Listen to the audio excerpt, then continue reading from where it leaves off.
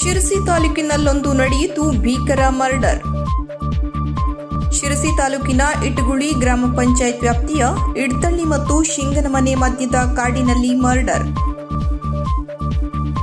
ಪರಮೇಶ್ವರ್ ನಾಯ್ಕ್ ಶಿಂಗನಮನೆ ಕೊಲೆಯಾದ ವ್ಯಕ್ತಿ.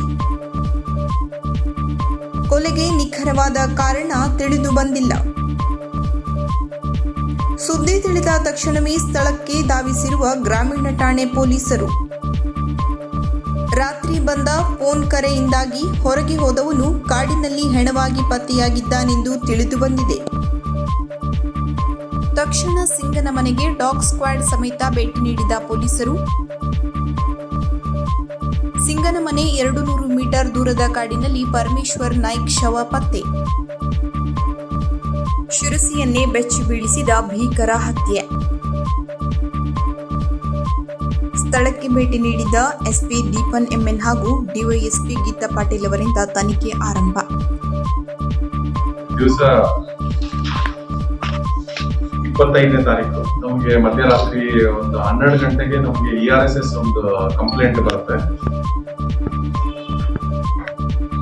ಸಿಂಗನಮನೆ ಅನ್ನೋದು ಸಿರ್ಸಿ ರೂರಲ್ ಲಿಮಿಟ್ಸ್ಗೆ ಬರೋ ಜಾಗದಿಂದ ಒಂದು ERSS ಕಂಪ್ಲೇಂಟ್ ಏನ್ ಬರುತ್ತೆ ಅಂದ್ರೆ, ಒಬ್ಬರು ವ್ಯಕ್ತಿ ಪರಮೇಶ್ವರ್ ತಂದೆ ಬಾಬು ನಾಯಕ್ ಅವರು 35 ವರ್ಷದವರು, ಅವರು ಕಾಣೆಯಾಗಿದ್ದಾರೆ, ಅವ್ರನ್ನ ಪತ್ತೆ ಹಚ್ಚಬೇಕು ಬಿಸಿಗಿದ್ದಾರೆ ಅಂತ ಒಂದು ಕಂಪ್ಲೇಂಟ್ ಬರುತ್ತೆ. ಸಂಬಂಧಪಟ್ಟಂಗೆ ನಮ್ದು ERSS ವೆಹಿಕಲ್ ಮತ್ತೆ local police station Sirsi rural ಲಿಮಿಟ್ಸ್ಗೆ ಬರುವ ಇನ್ಸ್ಪೆಕ್ಟರ್ ಸ್ಟಾಫ್ ಎಲ್ಲರ ಹೋಗಿ ಅಲ್ಲಿ ಅವರಿಗೆ ಪತ್ತೆ ಕಾರ್ಯಾಚರಣೆ ಮಾಡ್ತಾರೆ. ಆಮೇಲೆ ಇದ್ರ ಬಗ್ಗೆ ಎಲ್ಲ ಅವರು ಹುಡುಕಲು ಪ್ರಯತ್ನ ಪಡ್ತಾರೆ. ಇದಕ್ಕೆ ಸಂಬಂಧಪಟ್ಟಂಗೆ ನಮಗೆ ಬೆಳಗ್ಗೆ ಅವ್ರ ಮೃತದೇಹ ಕಂಡು ಬಂದಿರುತ್ತೆ. ಪರಮೇಶ್ವರ್ ಅವ್ರದ್ದು ಮೃತದೇಹ ಅಲ್ಲಿ ಅವ್ರ ಮನೆಯಿಂದ ಒಂದು 200 ಮೀಟರ್ ಕಾಡಲ್ಲಿ ಅವ್ರ ಮೃತದೇಹ ಕಂಡು ಬಂದಿರುತ್ತೆ. ಇದಕ್ಕೆ ಸಂಬಂಧಪಟ್ಟಂಗೆ ಅವರು ಮಾವ ಒಂದು ದೂರು ನೀಡಿರ್ತಾರೆ.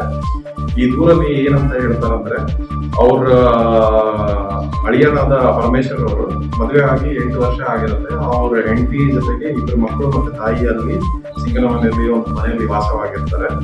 ಅಲ್ಲಿ ಅವರಿಗೆ ನಿನ್ನೆ ದಿವಸ ರಾತ್ರಿ ಅವ್ರ ಅಪ್ಪನಿಂದ ಕಾಲ್ ಬಂದಿರೋದೇನಂದ್ರೆ, ಅವರು ತಿಳಿದು ಬಂದಿರೋದೇನಂದ್ರೆ, ಇವರು ಪರಮೇಶ್ವರ್ ಅವರು ಸಂಜೆ ಒಂದು 7:45 ಗಂಟೆಗೆ ಅವ್ರಿಗೆ ಒಂದು ಕರೆ ಬರುತ್ತೆ. ಆ ಕರೆ ಸಂಬಂಧಪಟ್ಟಂಗೆ ಮನೆಯಿಂದ ಹೊರಟಿರ್ತಾರೆ ಹೊರಗಡೆ. ಅದಾದ ನಂತರ ಅವರು ವಾಪಸ್ ಬಂದಿರೋದಿಲ್ಲ ಅಂತ ಹೇಳಿ, ಮತ್ತೆ ಅಲ್ಲಿ ಅವರು ಬಾಡಿ ಅಲ್ಲಿ ಪತ್ತೆ ಆಗಿದ್ದ ಜಾಗದಲ್ಲಿ ಎಲ್ಲೆಲ್ಲಿ ರಕ್ತಗಾಯ ಆಗಿದೆ ಮತ್ತೆ ಅವರು ಮೃತಪಟ್ಟಿದ್ದಾರೆ ಇದ್ರ ಬಗ್ಗೆ ತಿಳಿಸಿ, ಆಮೇಲೆ ಇದ್ರ ಜೊತೆಗೆ ಹೇಳಿದ್ದಾರೆ ಯಾರೋ ಒಬ್ರು ಆರೋಪಿತರು ಇವ್ರಿಗೆ ಕೊಲೆ ಮಾಡಿದ್ದಾರೆ ಮತ್ತೆ ಯಾವ ಉದ್ದೇಶ ಅಂತ ತಿಳಿದುಕೊಂಡಿರುವ ಇದನ್ನೆಲ್ಲ ಪತ್ತೆ ಮಾಡಿಕೊಂಡು ಕಂಪ್ಲೇಂಟ್ ನೀಡಿರ್ತಾರೆ. ಇದ್ರ ಸಂಬಂಧಪಟ್ಟಂಗೆ ನಾವು ಪೊಲೀಸ್ ಈಗ ಸಿರ್ಸಿ ಗ್ರಾಮೀಣ ಪೊಲೀಸ್ ಠಾಣೆಯಲ್ಲಿ ಪ್ರಕರಣ ದಾಖಲಾಗಿದೆ. ಕ್ರಮ ಅಪರಾಧ ಸಂಖ್ಯೆ 129/2026 ಕಲಂ 103 BNS ಮರ್ಡರ್ ಕೇಸ್ ರಿಜಿಸ್ಟರ್ ದಾಖಲೆ ಮಾಡಿದ್ದೀವಿ. ಇವಾಗಲೇ ತನಿಖೆಗೆ ನಾವು ಇಮಿಡಿಯೇಟ್ ಆಗಿ ಅಲ್ಲಿ ಪೊಲೀಸ್ ಸ್ಪಾಟ್ ಪತ್ತೆಗೂ ಹೋಗಿದ್ದಾರೆ.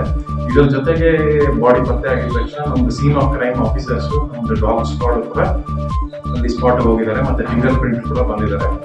ಇದರ ಸಂಬಂಧಪಟ್ಟಂಗೆ ನಮಗೆ ಇವಾಗಲೇ ಸಸ್ಪೆಕ್ಟ್ಸ್ ಬಗ್ಗೆ ಐಡಿಯಾ ಗೊತ್ತಾಗಿ ಅವ್ರನ್ನ ನಾವು ತನಿಖೆ ಮಾಡ್ತಾ ಇದ್ದೀವಿ. ಈ ತನಿಖೆಯಲ್ಲಿ ನಮಗೆ ದೃಢವಾಗಿ ಕಂಡು ಬಂದಲ್ಲಿ ನಾವು ಕೂಡಲೇ ಅವ್ರನ್ನ ಬಂಧನೆ ಮಾಡ್ತೀವಿ.